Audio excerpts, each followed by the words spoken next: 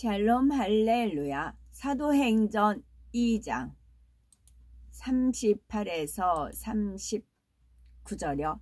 베드로가 이르되 너희가 회개하여 각각 예수 그리스도의 이름으로 세례를 받고 제 사함을 받으라. 그리하면 성령의 선물을 받으리니 이 약속은 너희와 너희 자녀와 모든 먼데 사람 곧 주 우리 하나님이 얼마든지 부르시는 자들에게 하신 것이라 하고. 아멘. 요한일서 2장 12절여. 자녀들아, 내가 너에게 쓰는 것은 너희 죄가 그의 이름으로 말미암아 사함을 받았음이요. 아멘. 믿음의 분량 쭉 읽어드립니다. 구원받기 위한 믿음의 1단계입니다.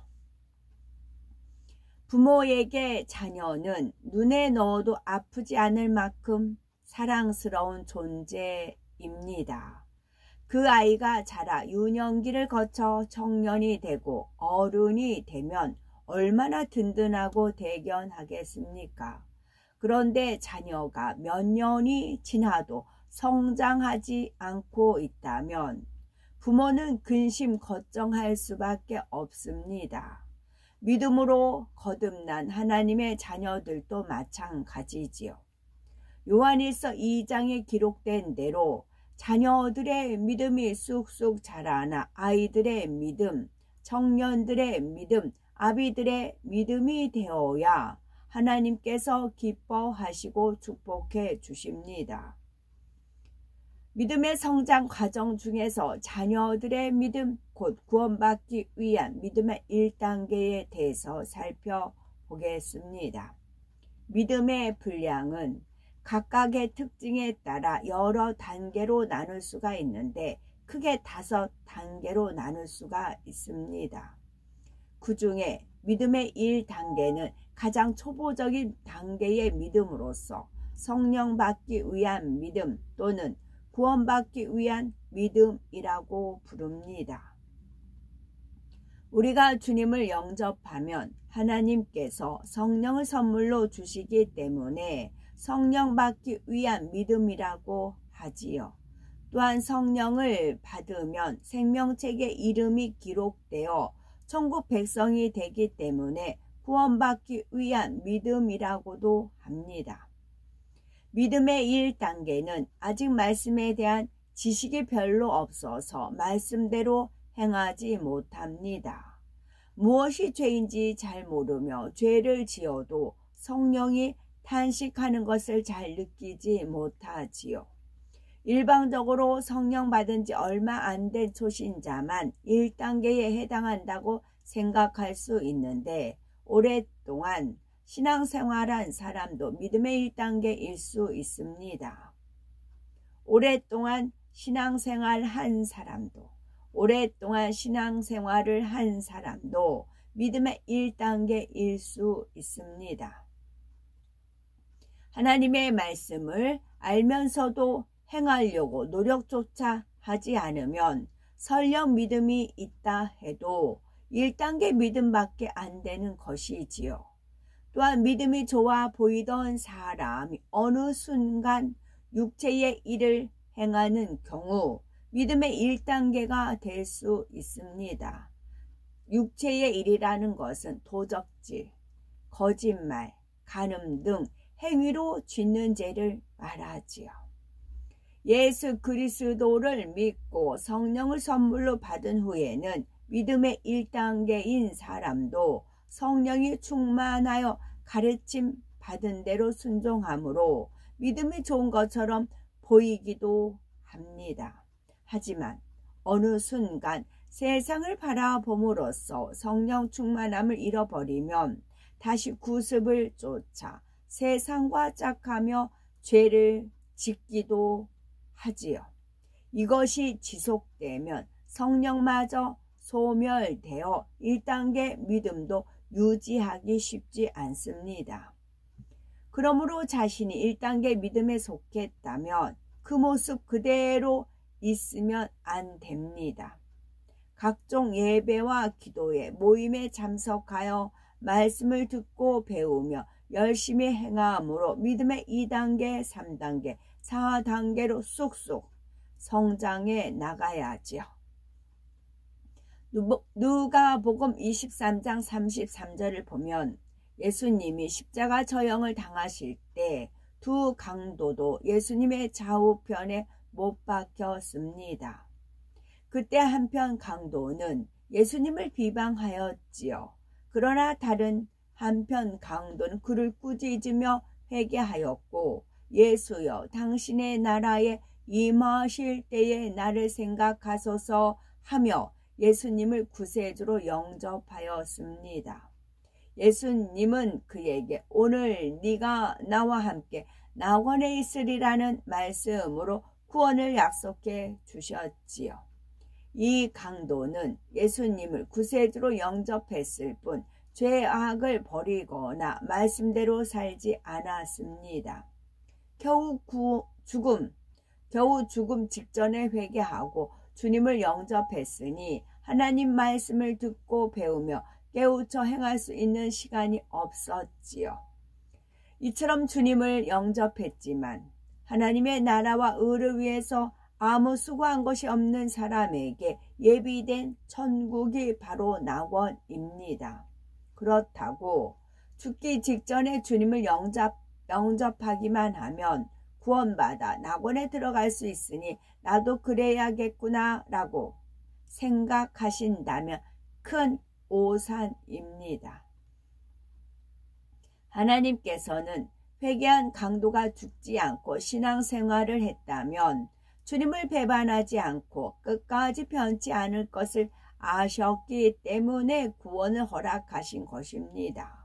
누구나 죽음 직전에 주님을 영접할 수 있는 것이 아니며 주님을 영접했다고 해도 믿음이 순식간에 주어지는 것도 아닙니다. 따라서 회개한 강도와 같이 죽음 직전에 구원받는 경우는 매우 드뭅니다. 천국의 가장자리인 낙원에 들어간 사람들은 부끄러운 구원을 받은 것이지요. 이들은 대부분 자기 마음대로 세상과 짝하며 살고 죄를 버리지도 않고 주님을 위해 충성한 것도 없습니다.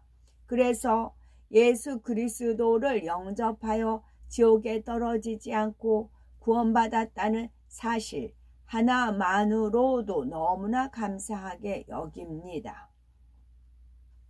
믿음의 1단계에 속한 성도가 들어가는 낙원.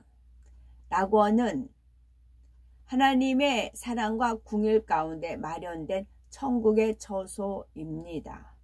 하나님의 자녀라 부르기에는 부끄럽지만 차마 지옥으로 보내기에는 안타까운 영혼들을 위해서 준비된 곳이지요. 믿음의 1단계로 보면 낙원은 간신히 구원받은 믿음을 가진 영혼들이 들어가는 처소로서 하나님 보좌에서 가장 멀리 떨어진 곳입니다. 그만큼 하나님의 영광의 빛이 약하며 천국의 처소 중에서 가장 낮은 단계에 속하지요.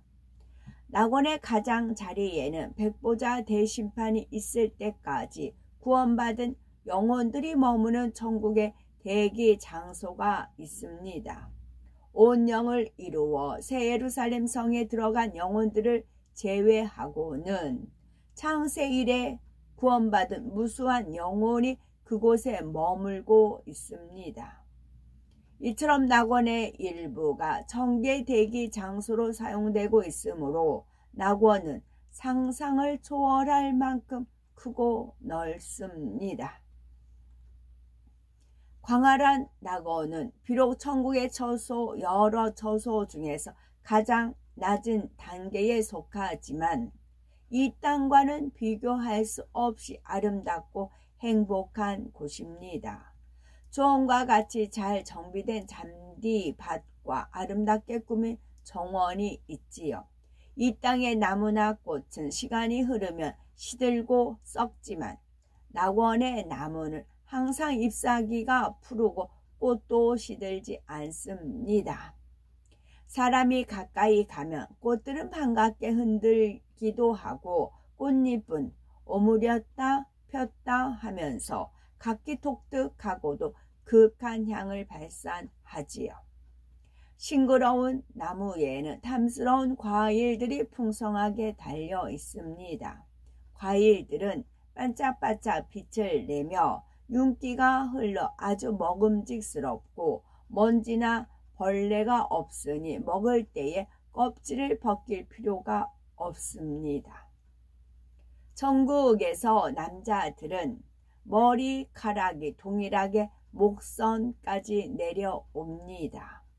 반면에 여자의 머리카락 길이는 성결의 정도를 나타내기 때문에 각기 다르지요. 온영을 이룬 여인의 머리카락은 척추 끝까지 닿습니다.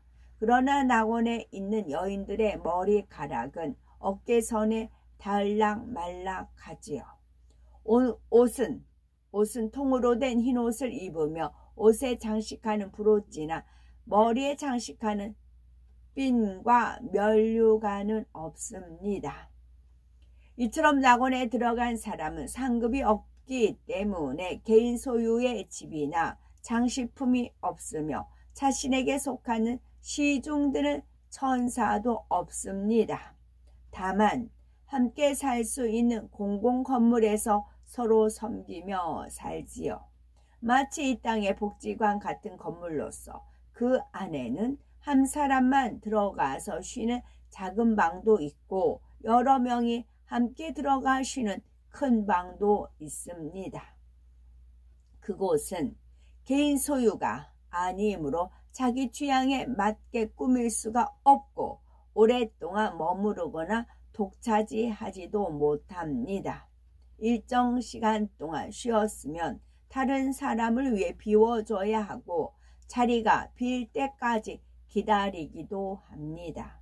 그러나 천국에서는 서로가 섬기고 배려하며 모든 것이 질서 있게 운영되기 때문에 설령 기다린다 해도 그 시간이 길게 느껴지지 않으며 대기하는 장소도 안락하게 준비되어 있지요. 비록 낙원에서 공동생활을 하면서 산다 해도 천국에는 악이 없고 서로 상대의 유익을 구하기 때문에 기쁘고 행복합니다. 그렇다고 성령 받은 하나님의 자녀들이 나는 낙원에만 들어가도 족하다 해서는 안 되지요. 낙원보다 더 좋은 천국을 침노하며 말씀과 기도로 거룩한 영의 사람이 되기 위해서 선한 싸움을 싸워야 합니다. 영적인 믿음을 성장시켜 가장 아름다운 새 예루살렘 성에 들어갈 수 있는 자격을 온전히 갖추어야 되는 것이지요. 요한일서 2장 12에서 14절에 기록된 믿음의 단계를 살펴보면 자녀들의 믿음은 믿음의 1단계, 아이들의 믿음은 믿음의 2단계, 청년들의 믿음은 믿음의 3단계, 아비들의 믿음은 믿음의 4단계, 5단계에 해당이 된답니다. 아멘.